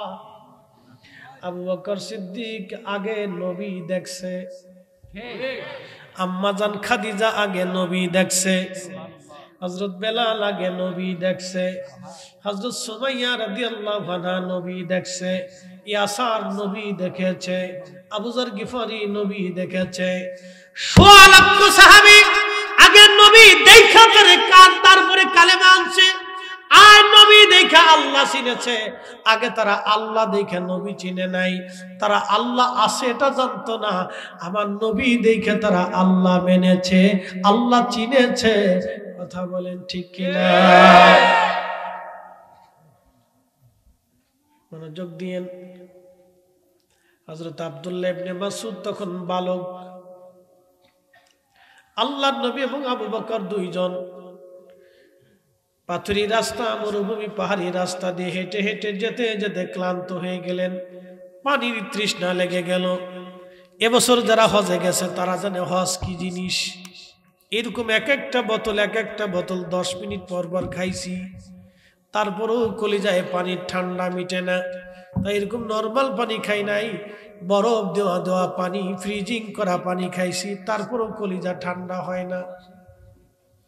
আরাফা থেকে যখন হাঁটা শুরু করবেন, মুজদালিফা হয়ে মিনা হয়ে জমারাত হয়ে হেরেমি আসবেন, সেই দিন বুঝবেন হজ কারে কয়। আমার চোখের সামনে আরাফাতে এক মিশরি হাজি ছটফট করে মারা গেল। প্রচন্ড গরমে হিট স্ট্রোকে হজ কারে কয় বোঝা যায় গরমে হেঁটে হেঁটে হজ করলে, আর আরামে হজ করলে হজ করা যাবে, কিন্তু হজের গুরুত্ব বুঝবেন না। এই জন্য বুড়াকালে হজের চাইতে জোয়ানকালে হজ করা ভালো। আমাদের দেশের বহু মানুষের হজ ফরজ। ওরে যাচ্ছি কবরে হাসরে, কবরেই তো যাইতে হবে আমাদের, কবর ছাড়া আর কি রাস্তা আছে? কবর ছাড়া রাস্তা নাই, ওখানেই যাওয়া লাগবে। আজ অথবা কাল 1 ঘন্টা পরে হলেও যাইতে হবে। তো লাস্টের দিকেই যাই, জীবনের শেষে যেহেতু কবরে যাইতে হবে, তো শেষের দিকেই কবরে চলে যাচ্ছি, চিন্তার কোনো কারণ নেই। আমি কবরে আসতেছি, কবরে ওয়াজ রাইখে আইছি। একসাথে বলবেন আল্লাহু আকবার। ইসলাম সত্য, দিন সত্য, ইমান সত্য, এগুলি বুঝতে হলে আপনাদেরকে প্র্যাকটিক্যাল বুঝাইতে হবে। প্র্যাকটিক্যাল কিছু বাস্তব ঘটনা আপনাদেরকে না বললে একই আসবে না। এই জন্য পৃথিবীতে কারামত আল্লাহ কেন দিলেন? ওলিদের কারামত কেন দিছে? কারামত দিছেন হলো বাস্তব আল্লাহকে বুঝার জন্য। কথা ঠিক কিনা? আল্লাহ যে আছে কি করে বুঝবে? নবী যে তিনি নবী, তাহলে সাহাবে কেরাম কি করে বুঝতেন? এই জন্য আল্লাহ মুজেজা দিছেন। কথা ঠিক কিনা? তো নবীজি যাচ্ছেন, তো পানির তৃষ্ণা। এমন সময় আবু বকরকে বলেন, আবু বকর রে, পানি কোথাও পাওয়া যাবে? বলে হুজুর এই মরুভূমিতে পাহাড়ি পাথর, পাহাড়ি অঞ্চলে কোথায় পাবো? বলে দেখো কোনো রাখাল আছে কিনা, যদি ছাগলের পাল নিয়ে আসে তাহলে তার কাছ থেকে তো পানি পেলেও পাওয়া যেতে পারে। তো দেখতেছে একটা বালক অনেকগুলি ছাগল নিয়ে পাহাড়ি চর দিয়ে চড়ে বেড়াচ্ছে। তো পাহাড়ের কোনায় কোনায় কোনায় কোনায় আরবে দেখছেন ঘাস হয়, দেখতে মনে হয় যে মরা মরা ঘাস, কিন্তু ওটাই খায় ছাগলে, উঠে ছাগলে, ওগুলি খেয়ে খেয়ে বেঁচে থাকে। তো আল্লাহর নবী এবং আবু বকর দুইজন কাছে কাছে গেলেন, বালককে ডাক দিয়ে বলেন, বালক তোমার নাম কি? বলে আমার নাম আব্দুল্লাহ। নামটা শুনে নবী খুশি হয়ে গেলেন। আব্দুল্লাহ, তোমার কাছে কি কোনো পানি আসেনি? আব্দুল্লাহ বলেন, না আমার কাছে কোনো পানি নাই। আব্দুল্লাহ, যদি পানি না থাকে একটা কাজ করো, তোমার একটা ছাগল দহন করে আমাকে কিছু দুধ পান করাও, আমার অনেক বড় তৃষ্ণা লেগেছে, কলিজা শুকায় গেছে আমার। আব্দুল্লাহ, আব্দুল্লাহ ইবনে মাসউদ এই উম্মতের সবচেয়ে বড় মুফতি সাহাবী ছিলেন তিনি। তিনার বালককালের ঘটনা। তো তিনি বলতেছেন, আমি তো তাকে চিনি নেই তখন। আমি বললাম, আপনি কে? আপনাকে তো চিনি না, কিন্তু আমি তো ছাগলের মালিক না, মালিক তো আর একজন, তা আমি মালিকের অনুমতি ছাড়া আপনাকে দুধ দিতে পারি না। একসাথে বলবেন আল্লাহু আকবার। আমাদের বেডিরা স্বামীর অনুমতি ছাড়া ফুচকা খেয়ে বেড়ায়, শটপটি খেয়ে বেড়ায়। কি কথা কর না কেন? আস্তে কন, জোরে কন, পুলিশে ধরবে না, বেডিরা ধরে নিয়ে যাবে কোনটা। স্বামীর অনুমতি ছাড়া মার্কেটে চলে যাচ্ছে, স্বামীর অনুমতি ছাড়া ফুচকা খেয়ে বেড়াচ্ছে, স্বামীর অনুমতি ছাড়া চটপটি খেয়ে বেড়াচ্ছে। বেটারা খুশি মনে নাম দিয়েছে বিসমিল্লাহ চটপটি হবে। ব্যবসা ভালো, খুব ভালো, বিসমিল্লাহ চটপটি হবে। বলতেছে, আমি অনুমতি ছাড়া কি করে আপনাকে দুধ দেবা? দিতে পারো। আল্লাহর নবীর চেহারা চকচক করতেছে, বড় আমানতদার ছেলে। আমাদের দেশে এরকম আমানতদার কোথায় পাবেন খুঁজে? হ্যাঁ, খুব মুশকিল। টাকা হাওলাত দিয়ে দেখেন, তারপরে বুঝবেন আমানত কারে। আমানত মরে গেছে, আমানত দুনিয়াতে নাই, ওর কবর দিয়ে শেষ করে দিয়েছে, চলে যা। খালি টাকা হাওলাত দিয়ে দেখবেন যে আমানত কোথায় আছে। দেখবেন বৈরবের ব্রিজের নিচে পড়ে গেছে আমানত নাই। আর দোকানে বাকি দিয়ে দেখবেন, তাহলে বুঝবেন যে আমানত কারে। খালি বাকি দিবেন, দেখবেন আমানত কারে। কত মুসলমান বাকি নিয়ে চলে যাবে আর জীবনে দেখাই করবে না। পরে দেখা করবে না, তো কিয়ামতের ময়দানে হালখাতা নিয়ে বসতে হবে, যে যা আছেন দিয়ে যান। কি কথা কন না কেন? যা পাবো আজকে দিয়ে যান। আমানত মরে গেছে। নবী বলছেন, উম্মত ওয়াদাউল আমানা, কিয়ামতের একটা আলামত তোমরা শুনে যাও, আমানত নষ্ট হয়ে যাবে, আমানত মরে যাবে, আমানত ধ্বংস হয়ে যাবে। পৃথিবীর কোথাও তুমি আমানত পাবে না। আপনি আজকে তাই দেখেন, মানুষ কেউ কারোর কাছে টাকা রাখে না, অবিশ্বাস করে মানুষ ব্যাংকে রাখে। ছেলে, বাপ ছেলেরা পর্যন্ত বিশ্বাস করতে পারতেছে না। কথা কন না কেন? বাবা ছেলেকে পর্যন্ত বিশ্বাস করতে পারতেছে না, নিজের অ্যাকাউন্টে টাকা জমা করে রাখতেছে। কারণ কি? ছেলেকে বিশ্বাস করা যাচ্ছে না। কোন ছেলে নিয়ে কোন মেয়ে নিয়ে লুটুর পুটুর করে পলাই চলে যাবে, খোঁজ খবর নাই, বিশ্বাস করা মুশকিল। জরি নারলে ভেঙে গেছে গা, আমানত বৈরবের ব্রিজের নিচে পড়ে শেষ। কথা ক্লিয়ার, কোনো ভেজাল বুঝেল নাই। যাগ্গে কথা কইস না। ওর আব্বা যাক, ওর খালু যাক, মামু যাক, সব চলে যাক, তুই থাকলিস না। তুই যাইস না। মুসল্লি খুব করা, আপনাদের এলাকার বড় বড় মুসল্লিরা খুব করা মুসল্লি, বুঝলেন না? ছোট ছোট মুসল্লি সব মাহফিলের ভিতরে চুপচাপ বয়ে থাকে, একসাথে বলবেন আল্লাহু আকবার। এটা সুলক্ষণ, আগামী দিন আমরা কবরে চলে যাব, ওরাই থাকবে। কথা বলেন ঠিক না বেঠিক? প্রিয় বেলাবাসী, মনোযোগ দিয়ে শুনে যাবেন। হাজিরিন, হযরত আব্দুল্লাহ ডাক দিয়ে বলতেছে, কে গো আপনি? দুধ দেওয়া যাবে না, আমি মালিকের অনুমতি ছাড়া দুধ দেব না। নবীজি বলেন, আব্দুল্লাহ রে বেটা, সুন্দর কথা বলেছ তুমি। যদি এই দুধওয়ালা ছাগল থেকে দুধ দহন করে তুমি না দাও, তাহলে যেই ছাগলের দুধ হয় না, যে ছাগলের বাচ্চা হয় নাই, ওই ছাগি আমাকে একটা দাও, আমি তার দুধ দহন করে দোয়াই খাবো। জোরে জোরে জোরে জোরে, তাহলে তোর তোমার আমানত নষ্ট হবে না। যে ছাগলের বাচ্চা হয় নাই, যে ছাগলের দুধ হয় নাই, তুমি ওই ছাগল আমাকে একটা দাও, আমি তার থেকে দুধ দহন করে নিই। তো নিলেই তো আর তোমার আমানতের খেয়ানত হচ্ছে না, তো তুমি আমাকে একটা ছাগল দাও না। আব্দুল্লাহ চিন্তা করে, এটা আবার কেমনে সম্ভব? ছাগল এখনো বাচ্চা দিল না, তার দুধ কেমনে হবে? আচ্ছা দিমু, তো ছোটটা বাচ্চা দিই, ছোটটা বাচ্চা দিই। তো ছোট একটা লুয়েছি। আমি যে রাখতে বললেন, আবু বকর খোলসালা একটা পাথর নিয়ে আসো। যে পাথরের ভিতরে খোলস আছে, গর্ত করা আছে, এমন একটা পাথর আনো। খুঁজে নিয়ে এসে কাপড় দিয়ে পরিষ্কার করে দেওয়ার পরে নবীজি ছাগল এনে দিলেন আব্দুল্লাহ ইবনে মাসউদ। আল্লাহর নবী তার রহমতের হাত ছাগলের ওলানের নিচে মেরে দিলেন। হাত বুলিয়ে দেওয়ার সঙ্গে সঙ্গে আল্লাহর পক্ষ থেকে ওলান নেমে আসলো। আল্লাহু আকবার। আর জোরে বলেন আল্লাহু আকবার। তিনি নবী, কোনো সন্দেহ নাই। তিনি নবী, কোনো সন্দেহ নাই। আল্লাহ নবী বিসমিল্লাহ বলে টান দিলেন, দুধ নেমে এসে পুরা পাথরের খোলসে দুধ ভরে গেল। প্রিয় নবী নিজে পান করলেন, আবু বকরকে বলেন তুমি পান করো।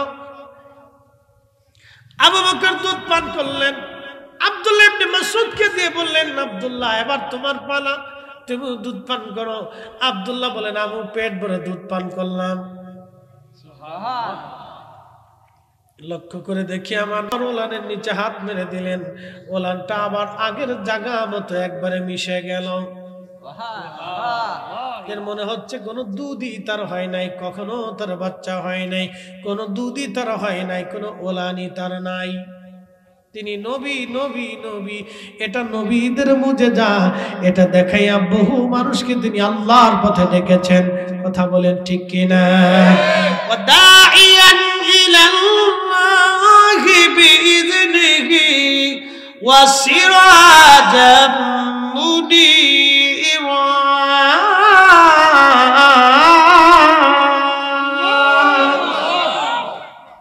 আল্লাহকে যে পাইতে চাই, হযরতকে ভালোবেসে, আরশ কুরসি লৌহ কলম না চাহিতে পেছে সে। সূরার নাম কি? ইখলাস। সূরার নাম কি? ইখলাস। কয়বার পড়লে এক খতম? 3 বার। জোরে বলেন, জোরে বলেন, কয়বার? 3 বার সূরা ইখলাস পড়লে এক খতম। এখানে আমরা 1000 মানুষ, মনে আছেন আপনাদের ওয়াজ? আবার জায়গা মতো চলে গেছি। আমরা এখানে 1000 মানুষ, এই 1000 মানুষ যদি একবার করে সূরা 3 বার ইখলাস সূরা 3 বার পড়ি তাহলে খতম হয় কয় হাজার? আমরা 1000 হলে 1000 খতম। একসাথে বলবেন না মারহাবা? খেজুরের ডাল জিকির করে কার? আল্লাহ। কবরে খেজুরের ডাল নবীজি গেড়ে দিলেন, খেজুরের ডাল জিকির করে কার? আল্লাহ। আমরা সূরা ইখলাস পড়ে জিকির করি কার? আল্লাহ। খেজুরের ডালের জিকিরে যদি কবরের আযাব বন্ধ হয় তাহলে আমাদের কোরআন তেলাওয়াতে সূরা ইখলাস তেলাওয়াতে কবরের আযাব বন্ধ হতে পারে কি পারে না? তাহলে আমাদের বেশি বেশি ফাতিহা করার দরকার, বেশি বেশি করে মৃতদের জন্য দোয়া ইস্তেগফার করে বাড়িতে কোরআন খতম দিয়ে মিলাদ মাহফিল করা দরকার। ওরা বেদাত বেদাত করে চিল্লায় চিল্লায় গলা শুকাইতে থাকুক, আমরা সুন্নিরা করতে থাকবো। কথা কন না কেন? একদিন মাটি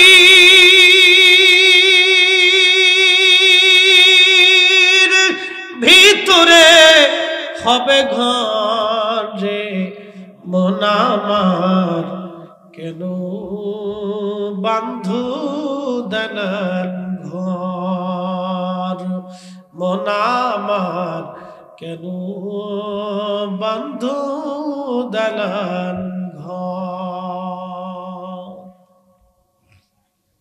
এ বন্ধু, রাত্র যদি এখন 2টা বাজে, রাত 2টার সময় আপনারা বসে আছেন, জানি একটা প্যাকেট তাবারক নাই। সবাই খালি সারা বছর বলছে সুন্নিরা তাবারক ছাড়া মাহফিলে থাকে না। আপনি আমার একটু দেখাবেন তো বাংলাদেশের কোন হুজুরের মাহফিলে তাহিরি সাহেব ছাড়া রাত 2টা পর্যন্ত মানুষ বসে থাকে? খুব কম পাওয়া যাবে না? খুব কম পাওয়া যাবে।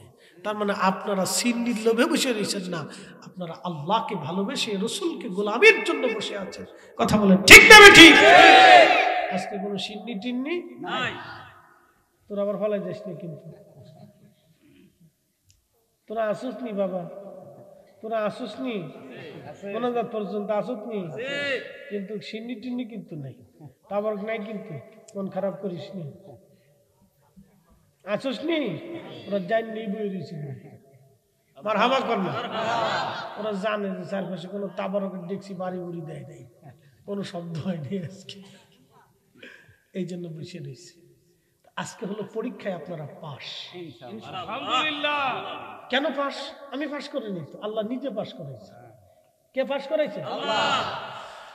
ওয়ালা নাবলুওয়ান্নাকুম বিশাইইম মিনাল খাউফি ওয়াল জু'i ওয়া নাকসিম মিনাল আমওয়ালি ওয়াল আনফুসি ওয়াস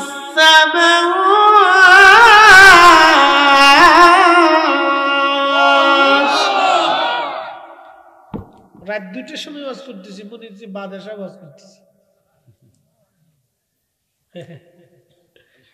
বেলা বড় বড় শক্ত আছে, বোঝা যায় মনে হচ্ছে বাদশা ওয়াজ করতেছি। وَلَنَبْلُوَنَّكُمْ بِشَيْءٍ مِّنَ الْخَوْفِ وَالْجُوعِ। আল্লাহ বলেন তোমাদেরকে পরীক্ষা করব, তোমাদেরকে ভয় দেখায় পরীক্ষা করব। অতিবৃষ্টি অনাবৃষ্টি ঝড় সাইক্লোন জীবনপাত শস্য শ্যামল নষ্ট করে তোমাদেরকে বিভিন্ন উপায়ে আমি আল্লাহ পরীক্ষা করব। আজকের মাহফিলে যারা বসলো তারা পার, যারা আসলো না তারা ফেল। যদি এখানে 10 ডেকটি পাকানো হতো, গরু একটা মারা হতো, তাহলে এই প্যান্ডেলে এখনো জায়গা হতো না। তার মানে তারা সুবিধাবাদ জিন্দাবাদ চিন্তা করলো, তাবারুক মাহফিল শুনবো, কলাও বেচবো, রথও দেখবো। আর আপনারা যারা বসে আছেন তাদের একটাই চিন্তা, কিছু থাক বা না থাক অন্তত আল্লাহর জান্নাতের বাগানে বসে ওয়াজ শুনে দোয়া করে তারপরেই আসবো। তার মানে আপনাদের চিন্তা ফ্রেশ আল্লাহর জন্যে, তার রসুলের গোলামির জন্যে, অন্য কোনো চিন্তা ভাবনা যেখানে নাই, সব আল্লাহর জন্যে, আল্লাহর জন্যে। আর আল্লাহ আপনাদের জন্য সংবাদ দিয়ে কোরআনে বলে দিলেন, ওয়াবাশশিরিস সাবিরিন, আপনারা পরীক্ষায় পাস, পরীক্ষায় পাস।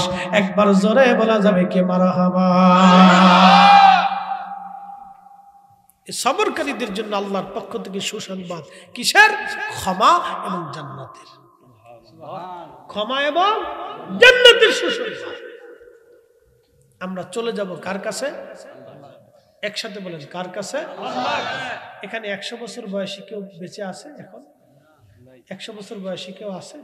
নাই। এর অর্থ হলো 100 বছর আগে যারা এই অঞ্চলে ছিল আজকে সবাই মাটির নিচে। 100 বছর পরে আমরা এখানে যারা বসে আছি সবাই কোন জায়গা? মাটির নিচে। এটা চিরসত্য, ইউনিভার্সাল ট্রুথ, ইউনিভার্সাল ট্রুথ, চিরন্তন সত্য। এটা ঠিক এটাই হবে, মাটির নিচে। নবীজি বললেন, সাহাবীরা রে, কবরের ভিতরে কঠিন আযাব হচ্ছে 2টা কারণে। একটা চগলখুরি করার জন্য। চগলখুরি বুঝছেন নি? একজনের দোষ আর একজনের কাছে বইলে বইলে ভেজাল বাড়ায়। আছে না এরকম কিছু মানুষ? আহা, অসুস্থ আত্মা। যারা বলেন কি আত্মা? অসুস্থ আত্মা। দেখবেন চার দোকানে বসলে হেতা ভালো না, হেতার মেয়ে এমনি চলে, হেতার বউ এমনি চলে, হেতার মা এমনি চলে, হেতায় নিজে এমনি চলে, হেতা এটা করে, হেতা সেতা করে, সব ভালো খালি নিজে। আসেন এরকম কিছু লোক? বিরাট বড় বুজুর্গ আলাইহিস সালাতু ওয়াস সালাম শয়তানের খালাতো ভাই। কি কথা কন না কেন? শয়তানের খালাতো ভাই। সব দোষ সার মানসিক, সব খালি উনি ভালো। বসে বসে চার দোকানে খালি হেতা ভালো না, হেতার বউ আপনি। আরে বেটা, অন্য বেটার বউর প্রতি তোমার নজর দেয় কেন? কি কথা কন না কেন? আমি একদিন ওয়াজ করতে গেছি গোপালগঞ্জ। কোন গঞ্জ? গোপালগঞ্জ। শেখ হাসিনার বাড়ি থানা যেন ভুলে গেছি, টুঙ্গিপাড়া। টুঙ্গিপাড়া গেছি মাহফিল করার জন্য। বিশ্বাস করেন আমি ওয়াজ করতেছি, বেশ অনেক আগে। আমি কামিল তখন ফারিক হয়েছি। তুই এলাকা তো গাইবে সুন্নি বেশি। তা আমরা কিছু পীর ভাইরা মাহফিলের ইন্তজাম করছে। বিরাট আয়োজন, এরকম লোকজন বেড়াই, মহিলা পুরুষ দিয়ে 1000 খানিক লোক হবে। তো পুরুষ মানুষরা বসে বসে ওয়াজ শুনতেছে, আর মহিলারা ভিতরের বাইরে বসে, বাড়িতে বসে বসে ওয়াজ শুনতেছে। প্রজেক্ট তখন কিছু নাই, এত আমদানি সামদানি ক্যামেরা ট্যামেরা কিছু হয়েছে না তখন। তখন তো আমি ওয়াজ করি। তো ওয়াজ করতেছি করতেছি করতেছি করতেছি, এক ভদ্রলোক, এক আলেম, আল্লাহ মাফ করুক, সে ভাইটা দাঁড়ায় বলল, হুজুর একটা কথা বলে। কি কথা বলেন? তো বলতেছে পর্দা করা কি? তা আমি বললাম, আপনি আলেম জানেন না, পর্দা করা তো ফরজ। তা কই যে বাইরে ভিতরে মহিলারা এসে বাইরে বসে, ওখানে বসে ঘরে আনাছে কানাছে, উঠানে বসে ওয়াজ শুনতেছে, এটা কি পর্দার খেলাপ না? দেখেন কোন জায়গায় হাত দিছে। তার উদ্দেশ্য হলো আমার অপমান করা, উদ্দেশ্য ভালো না। তো ভিতর থেকে আরেকজন মুরব্বী দাঁড়াকে, এই বেটা থাম, মৌলবী বিরাট বড় হয়েছে, তোমার মায়ের দুধ বিক্রি বেড়েছে, হে থাকো না। গেছে না ইজ্জত? আরেকজনের দ্বারা খাই বেটা থাম, আমরা এতগুলি পুরুষ এইখানে বসে রয়েছি, আমরা নজর বেডিকার দিকে যাই না, তুমি হুজুর মানুষ এই বেডিকার দিকে নজর গেল কে? কি কথা বল না? ওইসে না আরো পার্সেন্ট হয়ে গেছে। আর আমার আর কথা করার দরকার আছে? আমি চুপচাপ বয়ে রয়েছি। তো কার বউ কেমনে যায়, কার মেয়ে কেমনে যায়, হেতে চার দোকানে বইয়ে বইয়ে ফেসাল করে, তার মানে তার চোখ ভালো না, হেতে নিজেই খারাপ, শয়তানের খালাতো ভাই। কথা কন না কেন? ঠিক কিনা?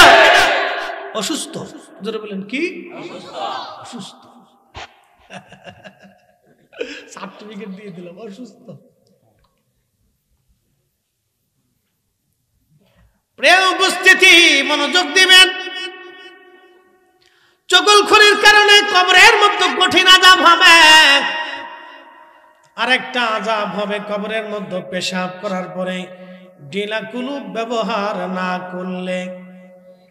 পায়খানা পেশাব করার পরে যারা ঢিলা কুলুপ করে না এবং পর্দা করে না, দেখবেন অনেকে আছে সেন্ডা খুলে সেলো মেশিন স্টার্ট করে দেয়। এই পোলাপান তোরা আসিস না, তোরা কিন্তু এই কোম্পানির 1 নম্বর সদস্য, খালি দাঁড়ায় দাঁড়ায় ঘুরায় ঘুরায় মতোস। একজন ঘুমাই পড়ছে, রাত 2:30 বাজে, আর কত জায়গায় থাকবো কত? এই দাঁড়ায় মতন না ফাটি হেতারা করে কি সেন্টারে খুলে ঘোরায় ঘোরায় পাল্লা দিয়ে মুতে কে কদ্দুর মুততে আরে আসিস না বাবা তোকে আমি কিন্তু ভালো করে চিনি তোকার এই দলে আমরাও একসময় ছিলাম হন তো না বুজুর্গ হয়েছি। এটা হলো ছোটকালের দুষ্ট। আমি আমার এক নাতি আল্লাহ ওরা আলেম বানাইছে, হাফেজ হয়েছে এবং মাওলানা পাস করছে। তা আমার এই চাস্তো ভাইয়ের হলো মেয়ের হলো ছেলে। তা আমার এই ফুফু বলতেছে তুমি মাদ্রাসা যাইতেছো, তা তোমার ফুফা আসো ওখানে, তোরে নিয়ে যাও। তা আমি মাদ্রাসা দাখিলে পড়ি, তখন ক্লাস 8-এ না 9-এ পড়ি আর কি।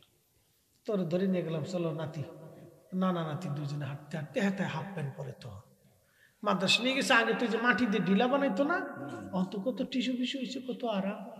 আর আগে মাটি বাপরে বাপ, মাটি দিয়ে ঢিলা কুলুক করতাম।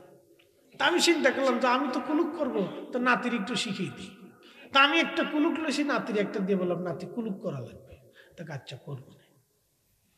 তা আমি একটা কুলুক নিয়ে এই পেশাব করে একটু হাঁটাহাঁটি করতেছি, তখন দেখি নাতি সেন্ডা খুইলে শ্যালো মেশিন স্টার্ট করছে। তা আমি দেখি দাঁড়ায় সে মারতেছে। তো চিন্তা করলাম এখন যদি ধমক দিই তো পেশাব বন্ধ হয়ে যাবো, গা বিপদ না, ও তার দরকার নেই। চিন্তা করলাম ছাড়তেছে ছেড়ে দিক। তো যাই হোক, তো কিছুক্ষণ পরে দেখি নাতি বা মাত্রে এমনি আগায় ধরে রাখছে। কি ব্যাপার, পেশাব করে বলা, তা হাত সামনে কে? মানে আমি একটু ফাঁসিতে হুঁসি দিয়ে দেখি যে কুলুকটারে পেশাবের আগে আপনি সামনে ধরে রাখছে। না করো কি? না কুলুক করতেছি। না কুলুক করি, কুলুক। আমি কি আরে ইজ্জত পেয়ে ফেলাইছি কুলুক। কুলুক করা রাসূল কারীমের এত বড় সুন্নাহ, ফরজ না, কিন্তু আপনি যদি না করেন কবরের ভিতরে সবচেয়ে কঠিন আযাব হবে। এই কারণে কুলুক করা যাবে নি? বলেন না, কুলুক করা যাবে?